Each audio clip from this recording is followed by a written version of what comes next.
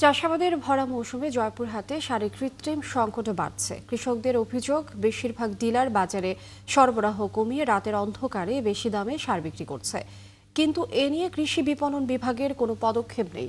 এদিকে বেশি দামে সার বিক্রি করা নিয়ে প্রতিদিনই কৃষকদের সঙ্গে খুচরা ব্যবসায়ীদের তর্ক বিতর্ক হচ্ছে।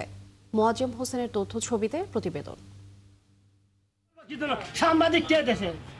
জয়পুরহাটে সার নিয়ে বিক্রেতাদের সঙ্গে কৃষকের এমন বাকবিতণ্ডার চিত্র নিত্যদিনের।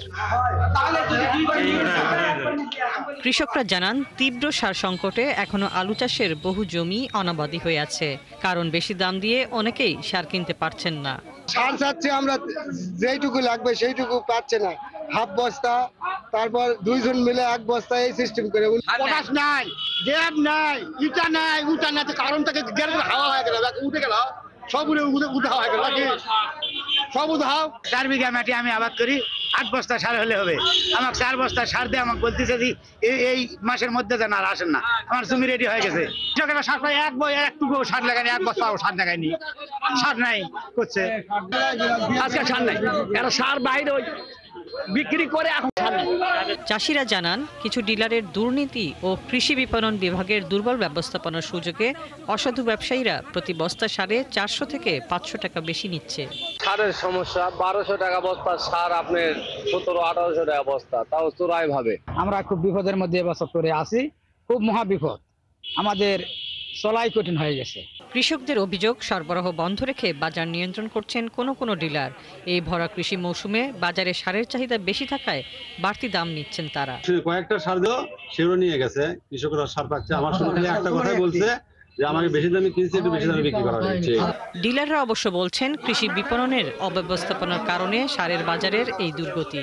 এ নিয়ে কথা বলতে গেলে কোনো ডিলার চড়াও হচ্ছে গণমাধ্যম কর্মীদের ওপর।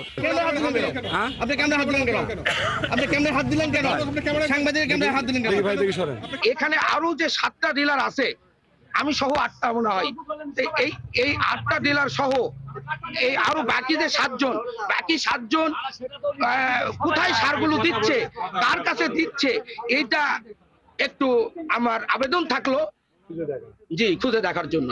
সমস্যা সমাধানে কৃষি বিভাগ থেকে কোনো ত্বরিত পদক্ষেপ দেখা যায়নি, তবে তারা বলছেন, অতিরিক্ত দামে সার বিক্রির প্রমাণ পেলে কঠোর ব্যবস্থা নেওয়া হবে। কিছু খুচরা ব্যবসায়ী আমাদের বিসিএসসি বা বিএসসি ডিলারের কাছ থেকে সার নিয়ে তারা বিভিন্ন সময় কিছু অনিয়মের সাথে জড়িয়ে পড়ছে, বিশেষ করে দামের ক্ষেত্রে। আমরা তাদেরকেও মনিটরিং রাখছি, কিন্তু তাদের সংখ্যাটা বেশি হওয়ার কারণে সবসময় হয়তো আমরা তাদের পর্যন্ত পৌঁছতে পারি না, তার আগেই তারা এই কাজটি করে সরে পড়ে। এই মুহূর্তে জয়পুরহাটে আলু ছাড়াও চাষাবাদ হচ্ছে গম ও শীতকালীন সবজির। হাসিবা আলী বর্ণা, ৭১। জয়পুরহাটে সার সংকটের বিষয়ে সর্বশেষ অবস্থা জানাতে এই মুহূর্তে যুক্ত হচ্ছেন সহকর্মী মোয়াজ্জেম হোসেন। মোয়াজ্জেম, প্রতিবেদনে যে বিষয়টি আমরা দেখেছি, জয়পুরহাটে সারে কৃত্রিম সংকট বাড়ছে।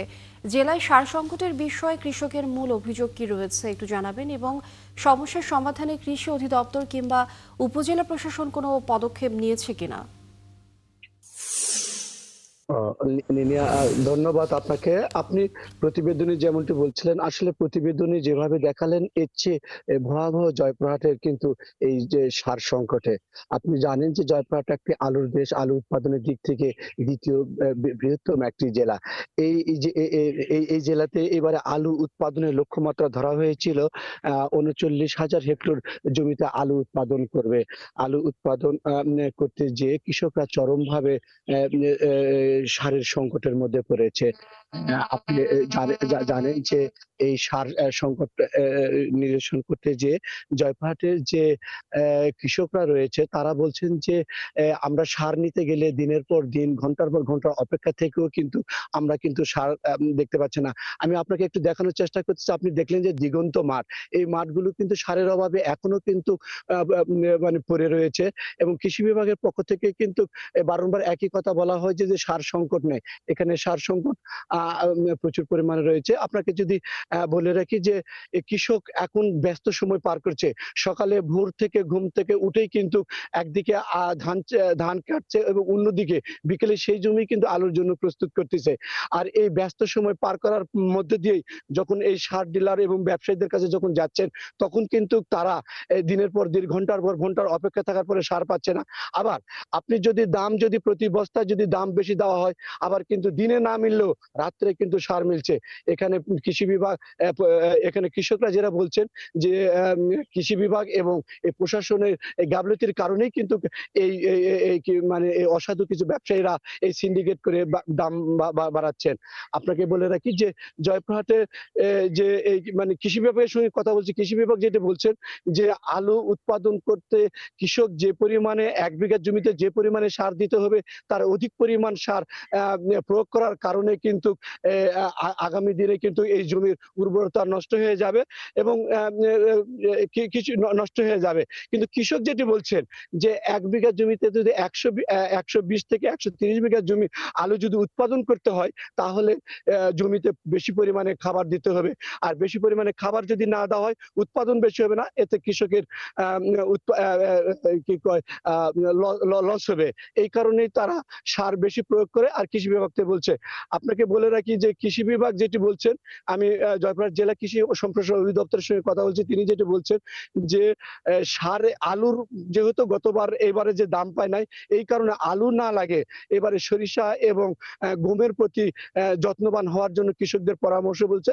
আর এই যে প্রতি বছরে যে আলু নিয়ে যে সার নিয়ে যে সমস্যার সৃষ্টি হয়, এটি যদি প্রশাসনের পক্ষ থেকে যদি প্রশাসনের পদক্ষেপ না হয়, তাহলে কিন্তু হবে না। এই ছিল জয়পুরহাটের সার সংকটের সর্বশেষ খবর। মোয়াজ্জেম হোসেন, অনেক ধন্যবাদ আপনাকে যুক্ত হবার জন্য। দর্শক, জয়পুরহাট থেকে সহকর্মী মোয়াজ্জেম হোসেন যুক্ত ছিলেন আমাদের সঙ্গে।